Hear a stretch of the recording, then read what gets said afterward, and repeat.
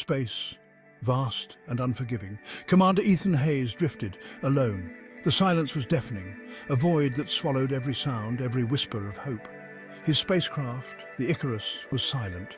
Its systems flickered sporadically, casting eerie shadows that danced on the walls, a constant reminder of the catastrophe, the once mighty vessel, now a broken shell, a testament to human fragility.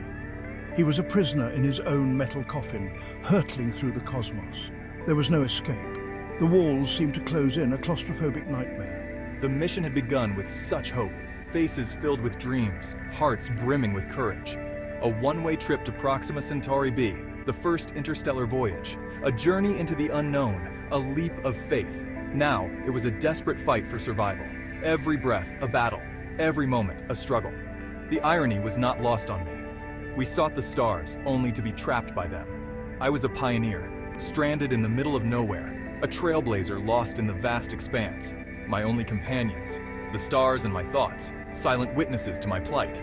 Ethan stared out of the cracked window, the glass, a fragile barrier between him and the infinite. The earth, a distant blue marble, was long gone, a memory fading into the abyss. He was a speck of dust in the grand cosmic tapestry. Insignificant, yet part of something greater. It was a humbling, terrifying realization. The vastness of space, a mirror to his own vulnerability. Yet there was a strange beauty to it all. A cosmic ballet of light and shadow, chaos and order, a sense of wonder that even despair couldn't extinguish. In the face of oblivion, there was still awe. He traced his fingers along the photo of his family, feeling the smooth surface as if it could bring them closer. His wife Sarah smiled back, her eyes twinkling with the joy and warmth he remembered so well. Their daughter Lily held a crayon drawing of a rocket, her small hands gripping the paper with pride and excitement. It was a reminder of what he had lost, a fragment of a life that seemed so distant now. The memory of that fateful day haunted him, a day that changed everything in the blink of an eye. The solar flare that crippled Earth's communication systems, severing the lifeline to his loved ones. The helplessness in my voice as I said goodbye, knowing it was forever, echoed in my mind. The mission to Proxima b had been my escape, a desperate attempt to find a new purpose, a chance to outrun my grief, to leave behind the pain that threatened to consume me, to find meaning in the face of tragedy, to seek solace in the vast unknown. But space offered no solace, only an endless void that mirrored the emptiness within me. Only an echoing silence that mirrored the emptiness within me. A silence that grew louder with each passing day. Each passing day was a battle against despair, a struggle to find a reason to keep going. Ethan clung to the photo. It was a lifeline, a fragile thread connecting him to a world that once was.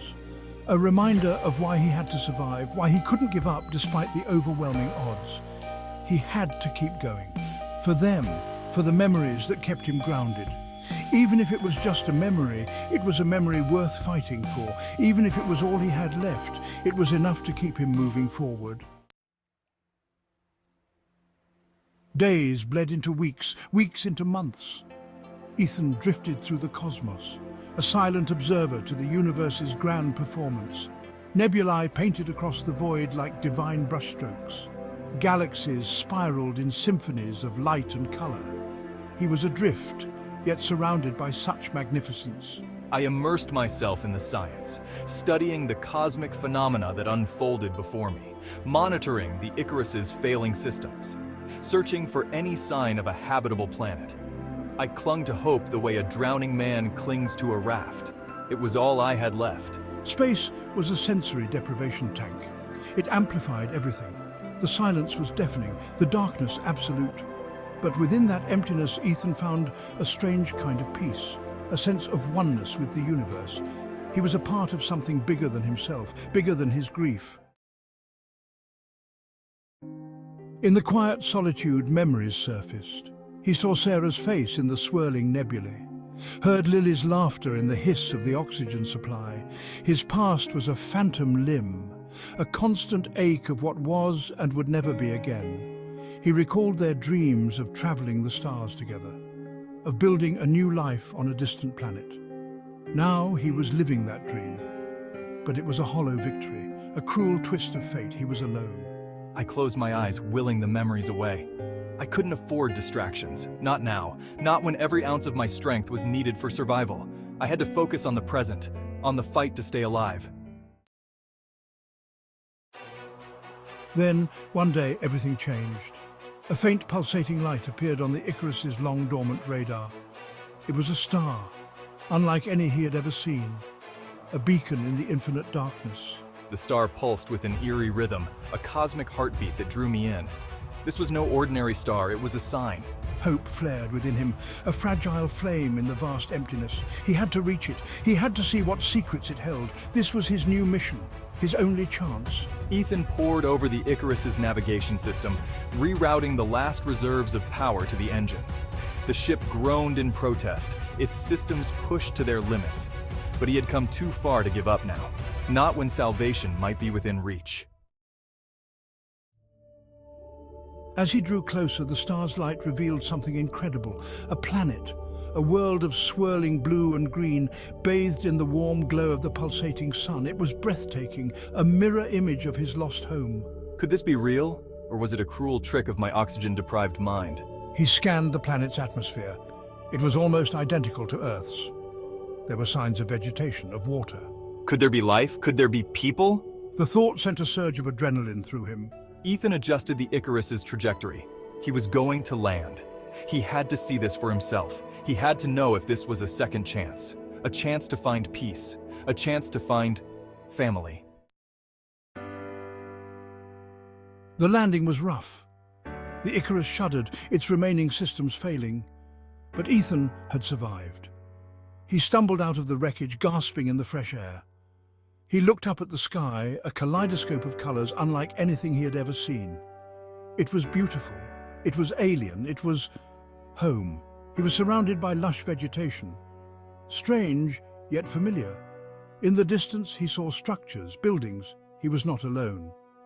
He started walking towards them, his heart pounding in his chest. Hope, so long dormant, blossomed within him. The air was filled with the sounds of life, chirping insects, rustling leaves, the distant rush of water. He had never felt so alive, so connected to the universe. He was no longer lost, he was home. S1, Media. Person feeling at home in alien landscape, astronaut finding home in extraterrestrial environment, individual embracing new home. As he approached the city, a sense of familiarity washed over him. The layout of the streets, the architecture of the buildings, it was all eerily reminiscent of his own world. He stopped in front of a park, drawn by the sound of laughter. There, in the middle of the park, he saw her, Sarah. She was older, her hair streaked with grey, but it was her, and she was laughing, chasing a young girl with familiar auburn hair, Lily. His breath caught in his throat. It was as if no time had passed, as if he had never left. Sarah, Lily. Ethan watched them, his heart aching with a mixture of joy and disbelief. They were here, alive and well, but how? Why? Was this some kind of cosmic joke, or had fate granted him a second chance? He took a step forward, then hesitated. How could he explain who he was, what he had been through? Would they even believe him? He looked at the photo in his hand, faded and worn. It was a reminder of everything he had lost and everything he had to gain. As he moved closer, Sarah turned, their eyes met, and in that instant, he knew. She recognized him. The years melted away, the pain, the grief, the loneliness, all of it vanished. There was only the two of them, reunited after a lifetime apart. Ethan? Lily ran to Sarah, clinging to her leg.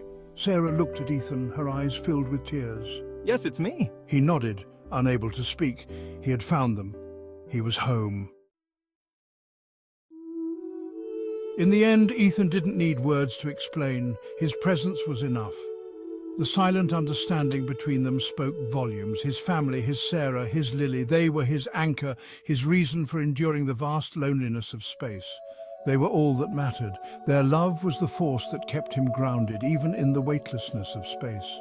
The universe, in its infinite wisdom, had brought them back together. It was as if the stars themselves had aligned to reunite them. He was no longer alone. The void of space was no match for the warmth of their love. As he embraced his daughter, he felt a profound sense of gratitude. Every moment with her was a gift, a treasure beyond measure. He was given a second chance, a chance to rewrite his story, to make up for lost time, a chance to live, to love, to be a father, to experience the simple joys of life that he had once taken for granted.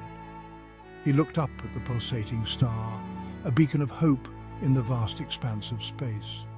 It reminded him that even in the darkest times there is always light. The universe was a place of wonder, of mystery, and sometimes even miracles. It held secrets and surprises that could change the course of a life. Thank you. These simple words carried the weight of his gratitude, his appreciation for the second chance he had been given. Ethan had been lost, adrift in the void. The emptiness had threatened to consume him, but the universe had brought him home. It had guided him back to where he truly belonged. He had found solace not in the emptiness of space, but in the love of his family. Their embrace was his sanctuary. The journey had been long, the pain unbearable, but he had survived. He had endured the trials and emerged stronger, and in the end, that was all that mattered.